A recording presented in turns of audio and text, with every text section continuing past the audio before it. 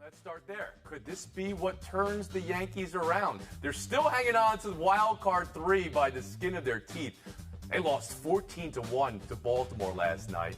Infield, outfield, jack of all trades, Isaiah Kiner-Falefa made his 4th appearance in a blowout loss this year as a position player pitcher. That's how bad it's been for New York. Rodon signed for 6 years, $162 million this winter, Frank. So buy or sell that there's pressure on Rodon tonight already in his first start.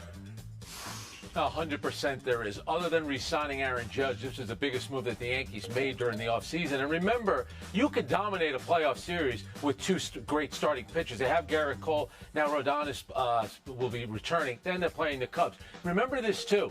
Here's a guy the last 2 years, he was averaging 12 strikeouts per 9 innings. He can be dominant at times. He needs to infuse the Yankees with a big-time arm and some life, because right now this team is sort of flatlined. Bill Plaschke. Yeah, this is huge. The Yankee starters are 15th in ERA. The bullpen is 3rd. The bullpen is ready to go. The starters need help.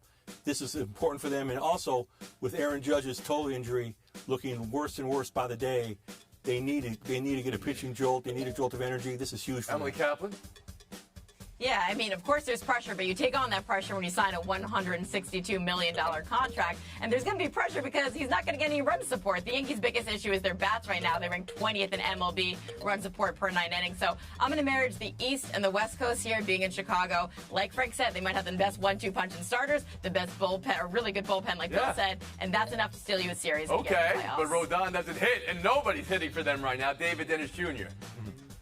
Well, one thing that alleviates the pressure is you can be pretty sure that he's not going to give up 14 runs. He's not going to have a 14-1 blowout tonight. So there's that can ease that. But as well as he may play in him and Cole's 2.8 ERA can be that 1-2 punch. This team is all about Aaron Judge and that toe. 12-13 without him, 30-19 with him. That is going to be determining how far they go in this season. Frank, I sold the back game. It's interesting. The Yankees signed San Francisco Giants' best pitcher. It looked like Judge may go to the Giants, ends up returning to the Yankees. After all this, the Yankees are a half game better than the Giants. So sometimes be careful with all that free agent money you have. We'll move on. Atlanta at Tampa. Last series of the first half, best team in the National League, best team in the American League. 58 and 57 wins, respectively. Bill, buy or sell World Series preview, and if not, which team is more likely to get to the World Series? I'm selling the World Series preview. I still think the Dodgers are going to make a big pitching move, and they'll be in there against the Astros. Dodgers-Astros World Series. However, this is going to be a great series this weekend. The Braves are a much better team than the Rays right now. They won 25-30. They won 18-20. They have a 949 team OPS in the last 4 weeks. That's amazing. They're hitting the cover off the ball. That's what Tampa was for the first 2 months, that type of OPS and that type of winning. Tampa's not that But now. Atlanta right now, the better team. Emily Kaplan, how about you? Yeah, I'm selling the Rays right now. I just don't trust their pitching. Like, you've got a guy like Taj Bradley, who's one of the best prospects in baseball, but his last 2 outings didn't make it past the 4th inning. Allowed 4 home runs in 4 innings against Arizona. Good luck against the Braves bats. David Dennis Jr. Yeah, the one team that we're going to put in as a lock for the World Series, sorry, Bill, is the Atlanta Braves. As you said, 25-5 in the last 30. 7 hitters with 900 OPS in the last month. The Rays are the ones that are struggling. 16-14 in their last 30. They're going to have the struggle through the second half of this season, especially with those Astros knocking on the door. Frank, I sold. David, you have to remember, because we talked about the Yankees, Bill feels obligated to throw the Dodgers in there. That's the only reason. Now, the Atlanta Braves are by far the best team in baseball. I'm always pulling for Tampa Bay because they do it organically. They're in a division where all these other teams just throw crazy money at players. But to David's point, they're starting to slump now. They've only won 16 of their last 30 games, and their pitching has been very shaky as of late. Flasky, can we take a moment just to enjoy that Bill had the Dodgers, Astros, in the World Series right now? Go Astros. And yet another Mona Lisa. Don't win a World Series in July. They're going to be there. Mark my words. One more story here. It's buy or sell 3. It's Michael Vick saying Andy Reid might be the greatest coach in football history. Take a listen. Might be one of the greatest coach of all time. Bro, you don't have to win championships to be considered. You know, I understand Belichick and Brady and that whole dynamic, but Coach did it in Philly, and then he did it in KC. That's on pod with Tyreek Hill. So Hill formerly played with Reed, and so did Vic. But David, buy or sell Vic's argument there? Okay, I'm buying why Vic would say this. Andy Reid was an important cog in his career, basically rejuvenating him when a lot of people had given up on him. But I'm selling this idea. Andy Reid did it in Philly and did it in KC, except for he didn't do it in Philly, didn't win the Super Bowl then. And, of course, there's more Super Bowls with Belichick than there are with Andy Reid. It's a hard argument. Give me, in 5 years, we'll see what him and Mahomes do, and we can maybe be a little bit Frank closer. Isola?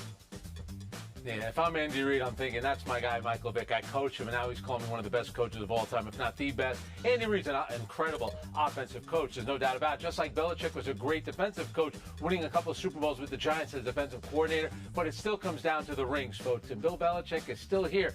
Andy Reid could catch him, but Belichick's a little ahead of him right now.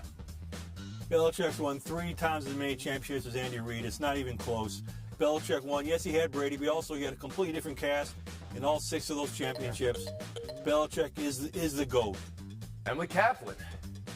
Hello, recency bias. Like, is this an either-or proposition just because they're still in the league? Do we have no love for, like, I don't know, Vince Lombardi or Walt? Oh, okay. Or no, like, there's a lot of great men who have coached this game. It's not just the guys that are coaching right George now. Hallis. Recency bias meets nostalgia favoritism over here for Emily Kaplan. You know, you make the argument, oh, they've never won without Brady. They've never won without Mahomes, right? Not many guys won with multiple quarterbacks. Bill Walsh. Parcells did. Bill Walsh, Steve Young, Joe Montana. I think Bill Seifert Walsh won did. that one. Recency Gibbs bias won. for my last great Trying to point. get you. Yeah. I think Flores won with different quarterbacks, but not many. All right.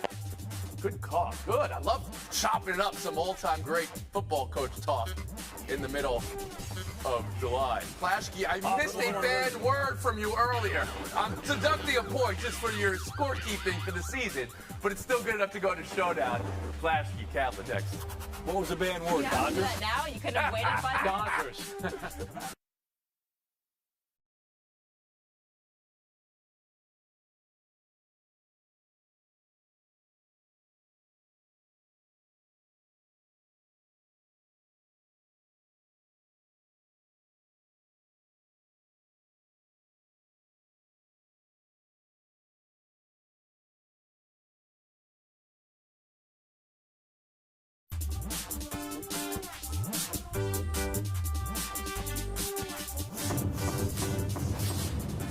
Showdown is Bill Plaschke and Emily Kaplan. They've met 5 times before in this format. Plaschke 3, Kaplan 2. Although in Kaplan's was 2 sure you wins, she smoked me pitched a more. shutout. Plaschke was held scoreless. So let's go. That's a good hockey score. Damian Lillard had some cryptic tweets to finish out the week of Damian Lillard news. And he's responding to local radio stations, which we approve of, but people knowing so much and so little at the same time. Bill, I go to you for deciphering millennial tweets. What and who do they mean? I'm one of the ones that knows so much and so little at the same time. I know he wants to be traded. I have no idea what that tweet means. I have no clue what he's talking about. I'm sick of all this back and forth. Just trade him already. Emily Kaplan. Yeah, let me millennial explain this to you. It's just after July 4th, so he's amazed by hot dogs. He's amazed by how much people know about how good they are, but how little they know by how they're actually made. What is she talking about? I have no idea what you're talking about, Emily. point. This That's the point. particular player is pretty close to being a banned word on this show in the near future. We'll move on. Earlier this week, Kobe Bryant, cover of NBA 2K24. Today, WNBA 2K24, and it was announced it's Sabrina Ionescu.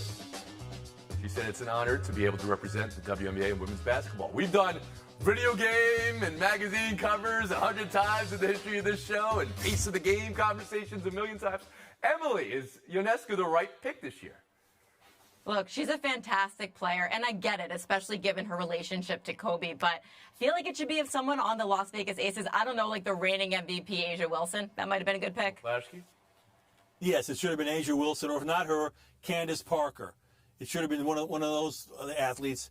I just get so sick of the certain seeming bias for the publicity of women's basketball players, and they need to be more inclusive, and inclusive would be Asia Wilson on the cover of that video game. We'll split the point here, and we'll go to Showdown 3. Home Run Derby lineup and bracket and the 3-pound chain for the winner has been revealed. There it is right there, 3 pounds.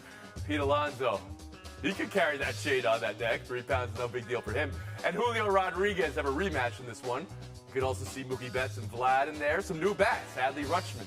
And, oh man, a lot of masters, Bill. Who are you most excited for? Well, who do you think, Tony? Just take a guess who I'm most excited for. It probably plays Mookie for Betts. the Dodgers. Yeah. Mookie, he's 5'9" in the home run derby. He changed his swing this year because the Dodgers wanted to get more slug out of him. This is a reborn player. I can't wait to see him. Mm-hmm. David down to Goliath. Yes. Emily Kaplan? You know, Bill, I'm actually going to pick Mookie also, but it's not because of the pressure you're putting on it. It's the 2 women in his life. His wife shamed him into doing it, saying, don't be like LeBron, never doing the dunk contest. And his mother, do you know what she said? Don't finish last. It's a lot of pressure. All right, I don't know what to do here, but I do know we're pretty close to making a certain team or players from that team a bad word for a paddlist. It's not a shutout. Tony, it's a no. negative total for Blasky, and Kaplan gets the win. All right, so I golfed for the first time this week, and guys, I get it. It's a fantastic game. It is so frustrating and humbling, but also a rewarding way to spend a few hours. But I'm starting to learn the etiquette. For example, when you hit a drive, don't just yell good lie when you don't know what that means and you can't see the ball. And when you miss a putt, don't show off your sick field hockey moves around the other balls when they're still there. Like, people don't like that. Emily Kaplan. He's already in early retirement. We're up on Monday for the All-Star Miniature golf. Home Run Derby, so we'll see you Tuesday.